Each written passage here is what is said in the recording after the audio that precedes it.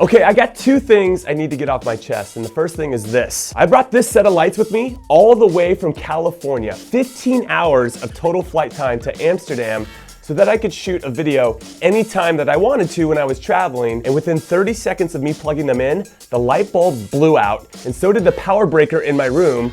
So outside of this tiny light that I'm carrying with me, that's behind the camera, I am in the dark. So we're gonna have to shoot this like a horror movie because I really need to speak about the second thing that's on my chest, and that is Sergio Ramos knowing exactly what he was doing when Mohamed Salah's arm got tucked under his. He did, he 100% knew, because he could have fallen straight forward, but instead he rolled onto his left side to pinch Salah's arm under his body, which a man of his experience would know would cause some serious pain. Now, with all this being said, I don't think he knew the injury would be as severe as it was, but he knew it would hurt, and a hurt Salah gave his team a better chance to win, which proved to be right. And okay, now I'm gonna start at the end of my predictions, of my reactions to my predictions, and maybe just stay there because I'm pretty tired, a little jet lagged. So let's just see what I had to say. However, even though my heart wants Liverpool to do it and win this competition, because it would be cool to see Dejan Lovren have more Champions League trophies than the mighty Zlatan Ibrahimovic. Okay, wait, time out, hold up, that was a great line. So proud of myself. Okay, we can continue. My head knows that this group of Madrid players was built for winning these types of games, these big finals with everything on the line. So this is how the game is going to go down. I expect Liverpool to go up early with their high pressing, maybe even go up 2-0. Then Madrid's going to fight back. They're going to score the equalizer late in the game, and then it'll go into extra time, and Madrid will score somehow, some way to win this 3-2. You heard it here first. All right, actually what you heard first was me being wrong, kind of, because I did get the Madrid winning and scoring 3 goals parts right, which was probably due in large part, or definitely due in large part, to Liverpool goalkeeper Loris Karius. So I guess thank you, Loris, for that, though I really wish that wouldn't have happened to you or to anyone else for that matter, because that's something you're gonna have to live with for the rest of your life. Something that you'll always be remembered for, like Messi not winning a big final with Argentina, or John Terry's slip during penalties to lose Chelsea the Champions League to Manchester United, or my goal against Mexico, though that was more of a positive one. Yeah? You like that? No, but seriously, I hope that Liverpool supporters, who I know are severely disappointed and upset, stay true to what makes the club so special, and that's by never letting anyone walk alone. And I'm pretty sure that no man felt more alone after that game than Loris Karius, so I hope that you look after him. Anyway, what else did I say? And with Benzema seeming to be peaking at the right time, exactly, so we gotta give it up to the big man up top for being switched on at all times and being alert and ready for anything, which led to the decisive goal in Madrid, getting past Bayern Munich in the semifinals. If you guys remember that, with Sven Ulreich having a howler.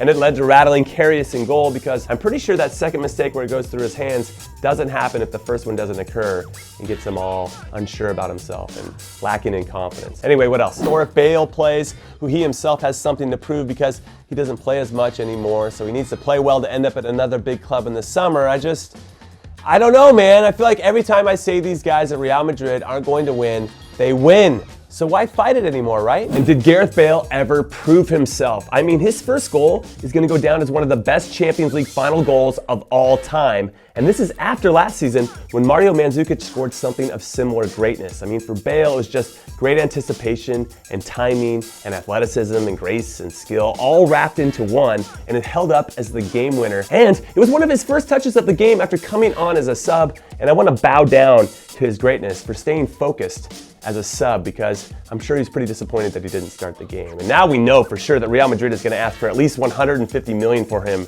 this summer, maybe even 200 million, because I think it's clear that he wants to leave the club, right? We're all in agreement there?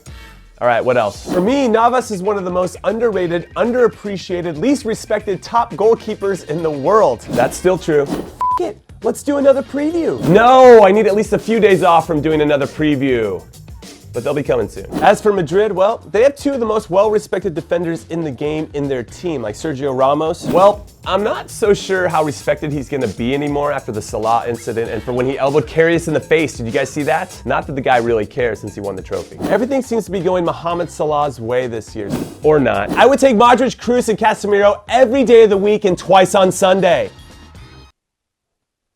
Even though I'm holding up what looks like 5 fingers. Okay, I might be using this out of context to make me sound smarter than I really am, but these guys were so very good again, and especially Modric, because does he ever make the wrong decision with the ball? I don't think he does. And his spatial awareness when he's defending, as in whether to step to the player or when to close down a passing lane instead, or when to track a late run into the box, is always spot on. What a player. And finally, as for the front three, Liverpool have scored more goals in a Champions League campaign than anyone else has ever, and that has to be respected. So let's be honest, Cristiano didn't have any significant impact on this game while it was being played, which obviously won't hurt his legacy in the slightest, since the club would have never have been in a position to win 3 consecutive Champions League trophies without him.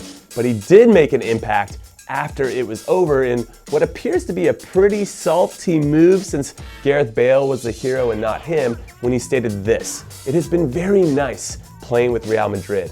What?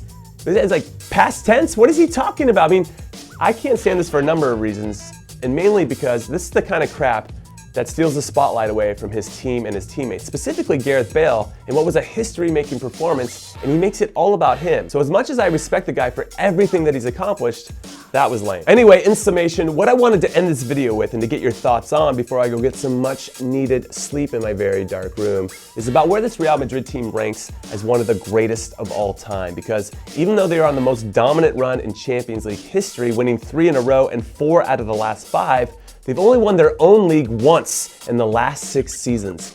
Once. And the Copa del Rey, which is their cup competition in their own country, they've only won that once in the last 7 seasons. Once. So don't you think to be considered one of the greatest ever, you'd have to be winning every trophy available? And I am in no way asking this to diminish what they've accomplished, because it is incredible on multiple levels. But I am trying to bring some perspective to the argument, and then of course, to hear what you guys have to say on the matter. So let me know your thoughts in the comments below, and then of course, be ready and be on the lookout for the World Cup programming that I am bringing to you, including some career mode. You got it? Good. It's bedtime. Later.